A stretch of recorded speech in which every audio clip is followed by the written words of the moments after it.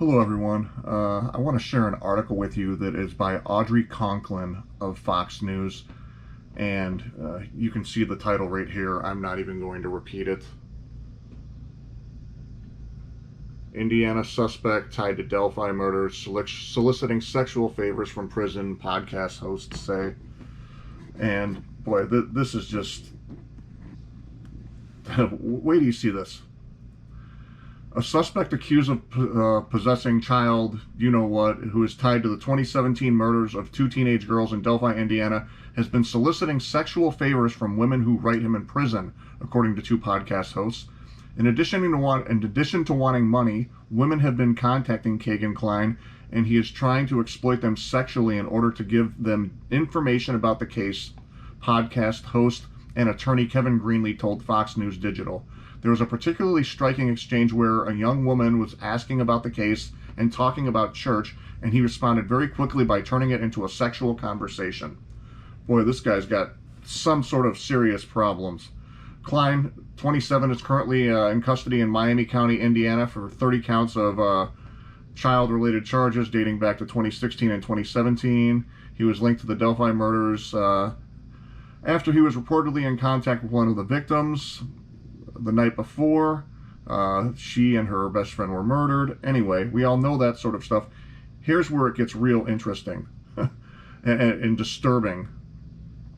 Greenlee and journalist Anya Kane, who hosts the Murder Sheet podcast, had been following the Delphi murder case and were recently in contact with Kline via a messaging platform that Kline can use to communicate with others outside prison.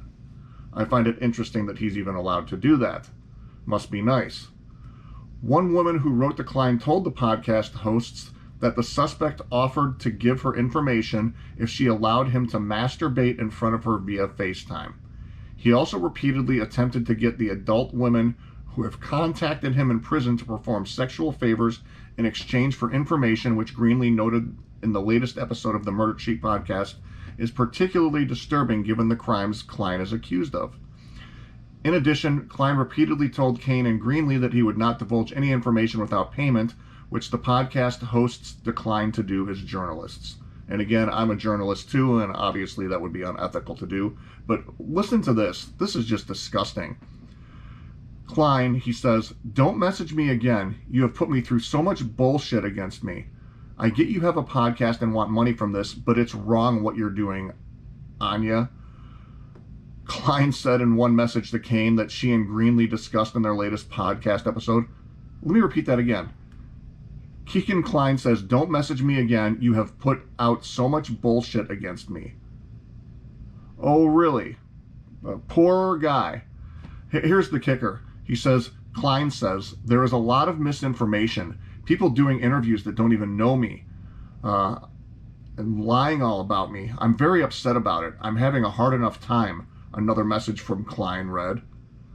Oh, poor baby. He's having a hard time. I feel so bad for him. Good Lord. And then he says, "How many questions are you wanting to ask? I'll answer some, but not for free. Everyone is making money off my name, and I'm sitting here in jail hungry with nothing," Kline said in another message, which does not support what sources have told the podcast hosts about Kline gaining a significant amount of weight in prison. It's just absolutely disgusting. And then I guess Kline said he'd only provide answers to them or to their questions in exchange for $400. I would characterize our conversation with Kegan Kline as pretty brief, Kane explained. He expressed disapproval of some of our reporting on him. We asked him for clarification. He didn't provide it. The main thing that we took out of it was that he wants to charge people money to interview him about the Delphi case. So here we have this person accused of all these child-related crimes. It seems like it's probably a slam dunk case. And he, again, just like his other interview, is acting like he's a victim here. Instead of showing concern or empathy for what happened to Abby and Libby, it's always me, me, me, me. And it seems that some of these people who are involved in some of these crimes, whether Kline was involved in the Delphi murders or not, just the narcissism and the lack of human empathy. I was watching John Kelly Profiler's latest video, and that's one of the things he talks about.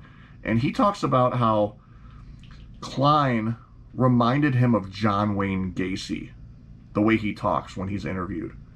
Now, that's pretty disturbing that somebody who does profiling for a living, like John Kelly, would make that comparison. But he obviously had valid reason to. Now, again, I'm not accusing Kegan Kline, but at what point do all of these coincidences become too many? I hear a lot of people saying, well, it can't be Kline. He's heavier than the bridge guy. We have to remember that Kline was a lot lighter in the older pictures that we see of him. So we can't completely rule it out. Again, I'm not saying that it was him. I'm not looking for debates from people arguing, saying it's definitely not him. What are you talking about? Or any of the other nonsense I have to sort through in the comments. But anyway, I just wanted to share this interview because some of you might find some joy in the fact that Kegan Kline seems to be suffering in prison right now, and he doesn't seem like he's doing too well. So maybe that's why he is trying to negotiate with prosecutors all of a sudden. Maybe he's reached his breaking point finally. Anyway, let's hope so. And again, keep the comments respectful. Just tell me what you think about poor Kegan Kline suffering in jail right now. Pretty sick stuff that he's behaving in this manner, especially in light of what he's accused of. Just disgusting. Have a good day, everybody.